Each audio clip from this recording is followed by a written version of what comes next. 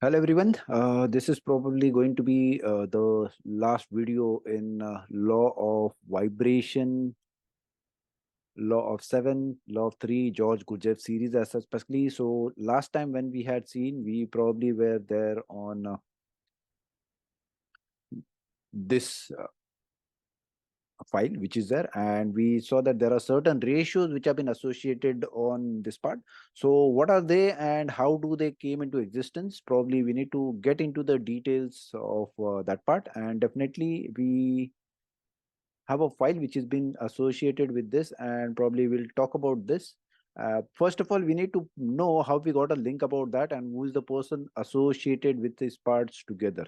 So the person who has been there is Mr. Kepler, and his full name is Johannes Kepler. So let's try to find out something about Jonas. So for that, we'll do one thing. We'll just go across to our favorite book, The Tunnel Through the Air by W.D. Gann. We'll go on page number 69.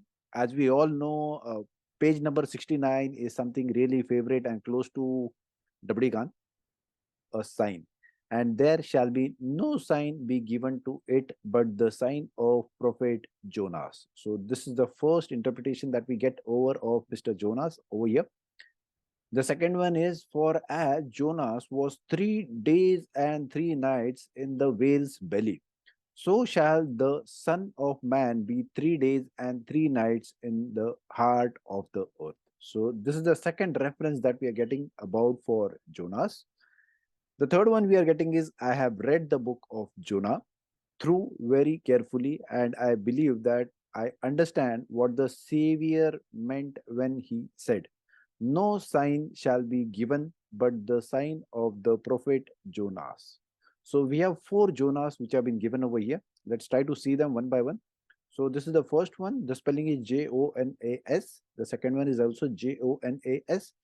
The third one is again Jonas. And here the spelling is something else, which is Jonah.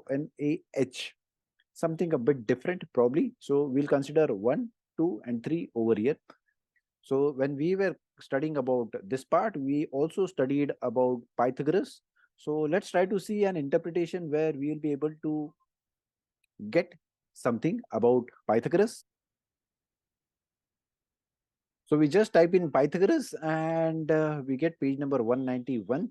And yes, maybe something very important, because when we go for Pythagoras, we come to know about music, octaves, ratio, and we have seen this ratio in the previous video. So if you want, you can definitely go across through that. If you want to know more about octaves, quint, quart, yin yang, definitely we can refer to this part. So we have page number 191, and the previous Jonah part which was there, that was on page number 69. So what we'll try to do over here is, we have 191 and we subtract 69 over here. So when we do that, we get 122. So probably 122 doesn't make any sense. If it was 121, it would be 11 into 11. But just 122 probably is not making any sense as such, especially over here.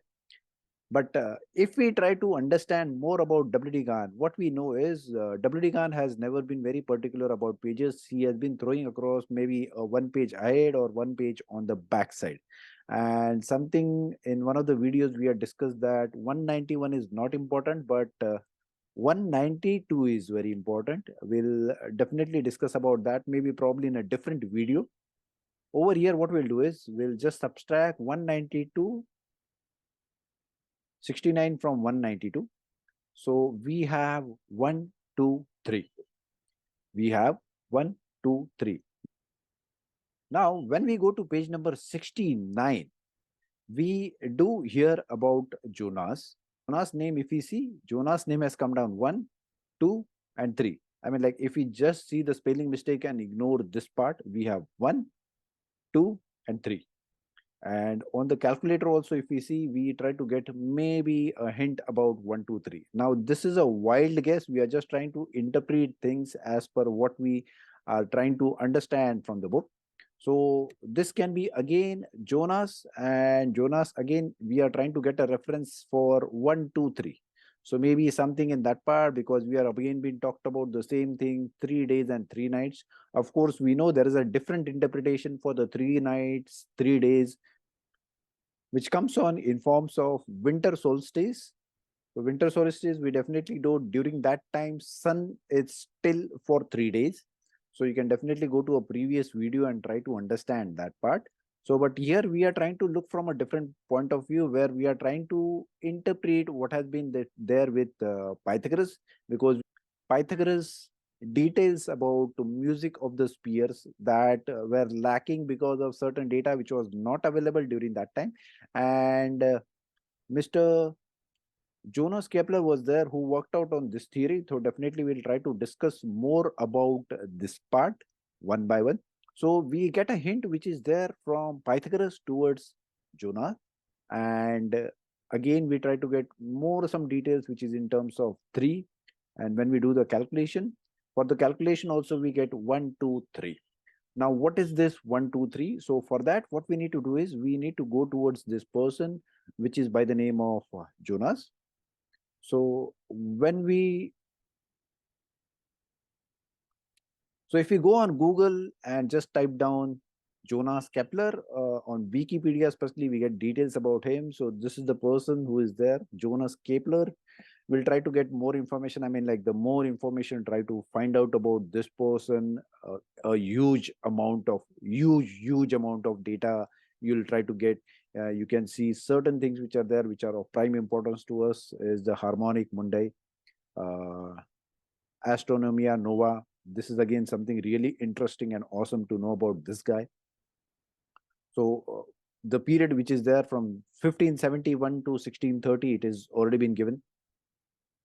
So if we try to understand more about this guy, yes, we know about few things which are there. So this is something Kepler's law of planetary motion. Now this is something which is of paramount importance to us. And this guy had information about astronomy, astrology, mathematics, natural philosophy. And yes, he was. So definitely Jonas Kepler was inspired by Pythagoras, and in his turn, he did inspire or maybe influence persons like Isaac Newton. So we definitely know about Isaac Newton as such. So if we probably try to understand more about this guy.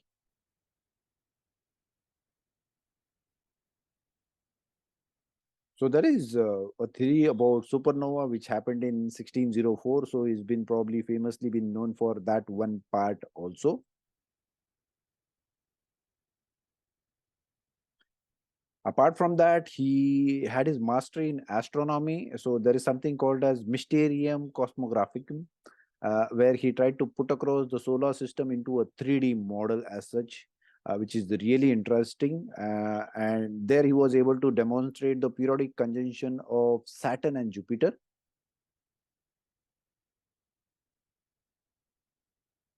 And he also understood that he realized that regular polygons bound one inscribed and one subscribed circle at definite ratios, which he reasoned might be the geometrical basis of the universe. So this is some theories that he has put across from his side.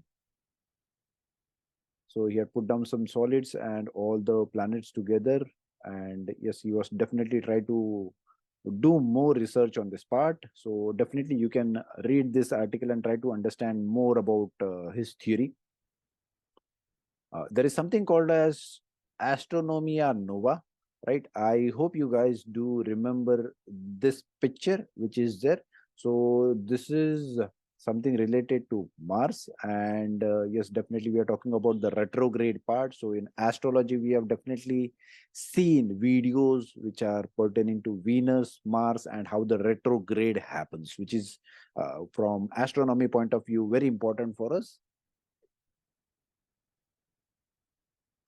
So this is Astronomia Nova, and yes, it talks about again the planets, which are again very important for us, and maybe the retrograde parts are also been told. So this guy was very much interested into the astronomy part, and yes, most of the information we'll be able to get from him. So if we try to study on this part, Kepler drew by analogy on William Gilbert. So this is not W.D. Gann, it is William Gilbert. So the names are very much similar. So probably just trying to give you more information on that part.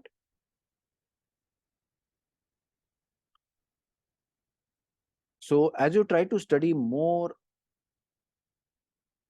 so again, he has some basic theories about astrology also.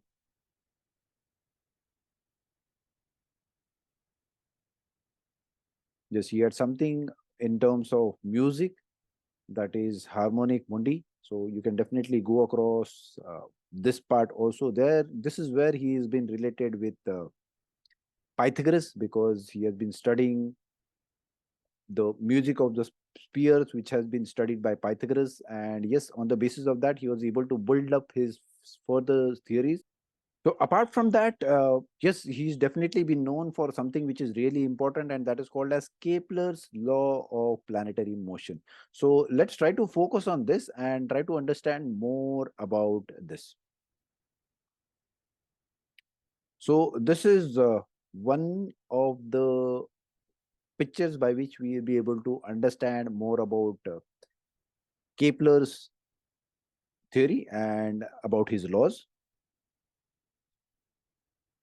So for this, what we'll do is we'll go on NASA's website and try to understand more about Kepler's law. So this is something in relation to Kepler's law, and here are where the Kepler's law has been defined. So let's try to interpret them more of in terms of the pictures also that we have. Before moving to Kepler's law of planetary motion, let's first of all try to understand more about this picture, so that we will be then able to relate both these parts together. So if we go across through the details that we have, so again for that we'll do one thing, we'll just go across through the picture and the details. So we'll try to probably keep both the things separately. So what Kepler did is, he probably tried to keep across all the planets together, and he found out certain ratios which is there. So yes, Pythagoras established that the octave ratio 1:2 of a string's length was the fundamental musical interval, and saw it as a sign that nature itself, including the planetary orbits, is governed by numerical ratios. There is geometry in the humming of the strings. This is what he told across. So of course, Mysterium, Cosmographicum, and Harmonics Mundi. This is by Kepler. You can definitely study these parts. Try to Google more about that, and you'll be able to get more things to understand. So while he was studying on these parts together, he found out various things which are superb in terms of astronomy. For example, 5 periods of Jupiter approximately corresponds to 2 periods of Saturn. So we get a ratio which is 5:2 accordingly, and we get 13 orbital periods of Venus approximately corresponds to 8 periods of Venus. So we have seen this in the star of Venus, and definitely you'll be able to get across through the link, or probably go through the previous video, just try to find out about Venus, and on the YouTube channel definitely you'll be able to get these videos. So again, further he talks about, we obtained it by using mathematical matrices derived from the popular 12-tone music tuning systems, which divides the octaves into 12 notes. So this is again one of the theories that they have used across. So if we try to study these planets together in reference to the theory, we need to understand some things. Is first of all, the planets, how they have been placed. The solar system is composed of 4 inner terrestrial planets, that is Mercury, Venus, Earth, and Mars. So we have Mercury, Venus, Earth, and Mars. So these are the 4 planets which are there on one side, and these are called as the inner terrestrial planets. And 4 outer gas giant planets: Jupiter, Saturn, Uranus, and Neptune. So we have Jupiter, Saturn, Uranus, and Neptune, which are there.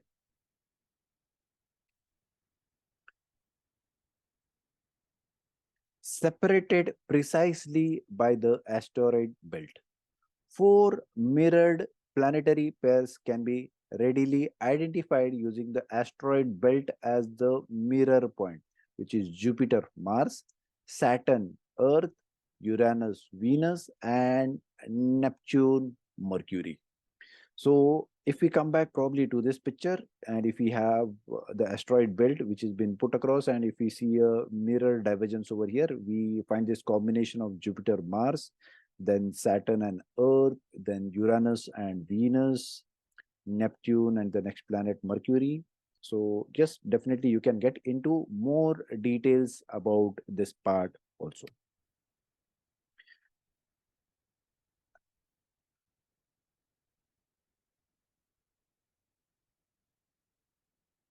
Just to give you more reference about Earth and Saturn as such, if we try to find out something called as the mutilation of Uranus by Saturn, which is also who is also called as Cronus. So this is a famous picture which is there.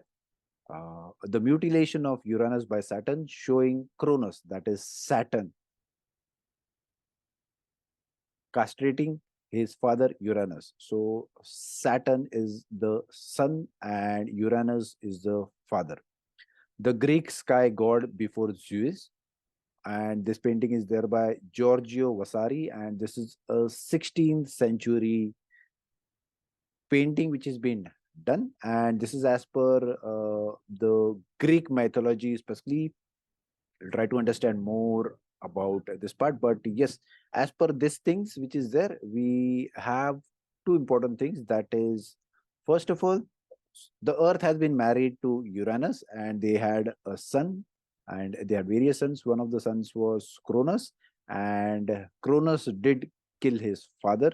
So this is a different story altogether. I don't want to get into the details, but just because we are talking about one of the parts, so this is how Saturn, that is Cronus, is been associated with Earth. So just to give you a reference on that part, that because we have Saturn and Earth, I mean, like these are really interesting stories about the Greek mythology. If you try to get into more details, you'll try to understand more about that, and maybe every planet comes alive in Greek mythology. So definitely you can go through the books, articles. There are various books been written on that. We discovered that for each pair, when the ratio between the orbital radii of the two planets is raised to the power of 2 by 3, which should not be confused with the exponent used in Kepler's third law, that is 3 by 2. So if we raise it to the power 2 by 3, which is over here, so we have this ratio and everything has been raised to 2 by 3. And accordingly, these numbers which have been kept over here, those have been used. So once we have this, so probably let's say Jupiter and Mars is there. So we have Jupiter and then we have Mars. This is the first one. And the ratio has been considered for that. And we have this raised to 2 by 3. And if we get these ratios all together, we have 9:8. So that is 9 by 8. So this is the ratio that we get across, and this is across for all those planets depending on the ratios which have been derived. So we'll go to that part. It is twice as large orbit. We discovered that for each pair, when the ratio between the orbital radii of the two planets is raised to the power 2 by 3, it is twice as large as the same ratio derived from the internally adjacent mirror planetary pairs. So there is an example which has been given, and definitely you can just go to this website ScienceX and you'll be able to get all the details. And in this way, a scaling relation which is characterized by the sequence of the power of 2, which is 1, 2, 4, 8, 16. This is what the ratios have been used as, emerges among contiguous mirror symmetric orbital planetary pairs. We also found that the same relation relates the orbital radii that corresponds to the two main Kirkwood asteroid gaps that are generated by the 3:1 and 7:3 resonance of Jupiter. So again, the impacts which are there, those were studied by Kepler. That's why Kepler is of prominence, importance overall to study these parts together, because some of the theories were been put forward by him, and we definitely can be able to grow more on the basis of these theories. So this is something really important for us to understand how things do work. By taking as the length of the semi-major axis of an orbit the found scaling equation linking together all planetary pairs is depicted in picture 1. So we have this picture which is there. So most important for this is on the basis of the details which have been found out by Kepler, Johannes Kepler, on the basis of the theory which has been put down by Pythagoras. So we know that, okay, there are certain ratios and this ratio comes to 9/8, which comes to as 1.125. So definitely this ratios have been put forward. We have also seen this in the last video, and this is really something super. Jonas Kepler has just extended his theory on the basis of what Pythagoras has put down in the music of the spheres part. So what we understand is, for each ratio, the figure also shows the value of its accuracy relative to the ratio 9:8. And here we come to know about the accuracy also. That is, it's almost 100%, 1% here and there. We found that each planetary pair ratio differs from the ratio 9:8 by no more than 1%, which suggests that the found equation is quite robust, which is very important for us. The fundamental ratio of the planetary scale is 9:8.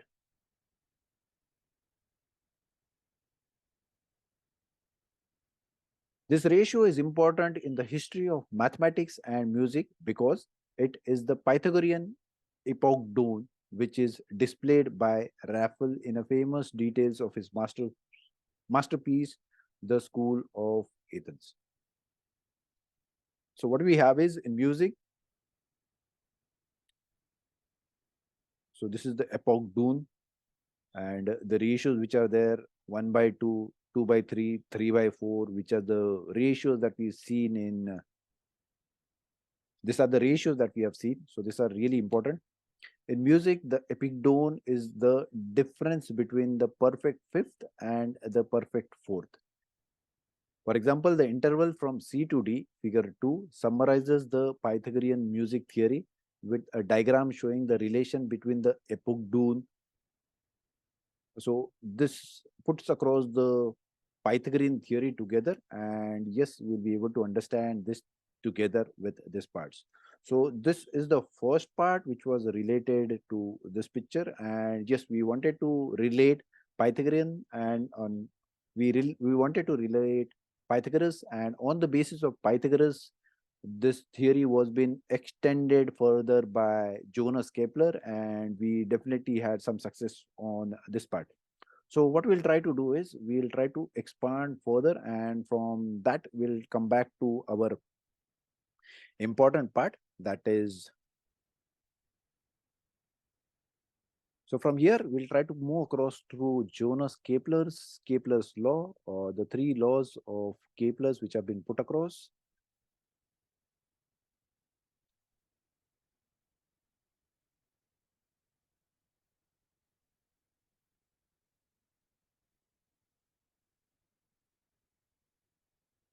So from here onwards, we move across to Kepler's law of planetary motion. So we can definitely try to relate this with this picture, and we'll try to understand one by one.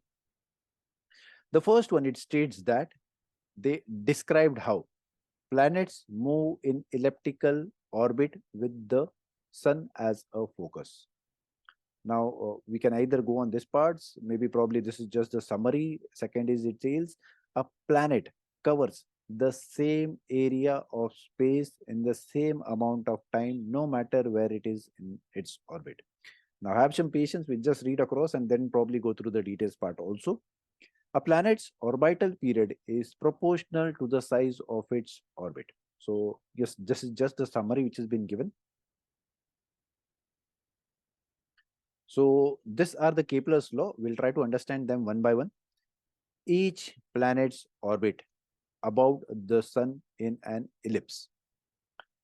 The sun's center is always located at one focus of the orbital ellipse. The sun is at one focus, or you can tell is at one of the foci. The planet follows the ellipse in its orbit, meaning that the planet to sun distance is constantly changing as the planet moves around its orbit.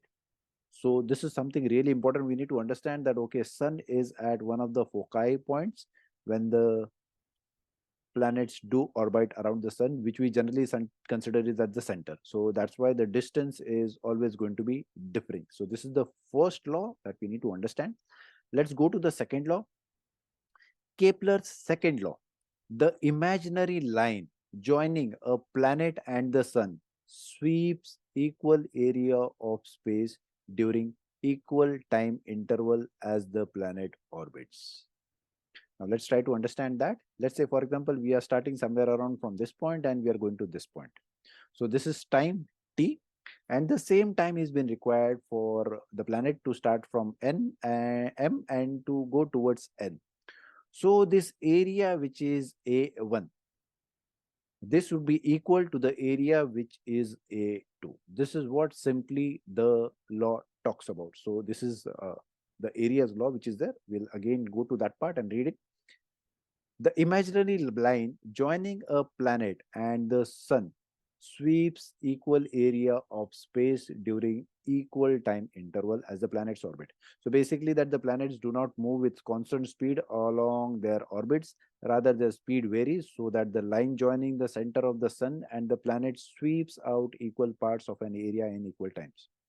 The point of nearest approach of the planet to the sun is termed perihelion. The point of greatest separation is aphelion. Hence, by Kepler's second law, a planet is moving fastest when it is at the perihelion and the slowest at aphelion. So this is definitely been given over here. You can just probably try to understand more of in details if you want to. So this was the second law. We'll go to the third law, which is Kepler's third law. The squares of the orbital period of the planets are directly proportional to the cubes of the semi-major axis of their orbits. So this is how it has been defined. More of, let's try to understand this in details. Kepler's third law implies that the period for a planet to orbit the sun increases rapidly with the radius of its orbit. Thus, we find that Mercury, the innermost planet, takes only 88 days to orbit the Sun. The Earth takes 365 days, while Saturn requires 10,759 days to do the same. Though Kepler hadn't known about gravitation when he came up with these three laws, they were instrumental in Isaac Newton deriving the theory of universal gravitation, which explained the unknown force behind Kepler's third law. So this is how this has been interpreted altogether. Very simple to understand, and this is how probably we come to know about the ideas of squares, which is there. And here probably W.D. Gann had to talk about Jonas Kepler, and maybe because of that has mentioned about Jonas, and that's why when there were four names, that is 1, 2, 3, and 4, he has given us a hint in terms of a different spelling, because he wanted us to understand about this part also, and probably have a different view overall from what we know in terms of astrology. So yes, definitely this is also important, because the part which is there for Jonas, that is 3 days and 3 nights into the whale's tummy, is basically talking about winter solstice, where the sun is still for 3 days. It has been also called that the sun is dead for 3 days because it doesn't move. So something which is not moving is probably considered as dead. So again, that may be related with Jesus. I will not go into, maybe I will not try to go into the emotional part of that, but just probably leaving those things for you to explore as such. So this is what was there more of in terms of what we wanted to discuss about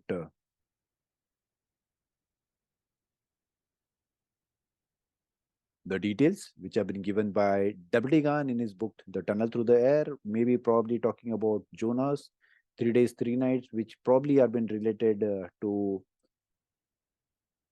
his 3 laws, because when we see for Pythagoras, which is on page number 191, and if we consider it as 192, and if probably we just try to subtract 190, probably we try to subtract 69 from 192, we get 1, 2, 3. So probably W. Gann was trying to say about Jonas Kepler, 3 days, so 3 laws. And again, if we see 1, 2, 3, so probably this is again giving in a unique way, talking about the 3 laws about Jonas Kepler. Maybe the theories may be different, but yes, again, looking from W. Gann's point of view, probably he's trying to give us hints more of into that direction. So this was all about the law of vibration. Probably we'll come down with a second series later on. Thank you so much. And if you have till now not subscribed to our YouTube channel, our humble request is please do subscribe and please like the videos and do comment so that we know about your comments and views about what videos that you want across. Thank you so much. Bye. Take care.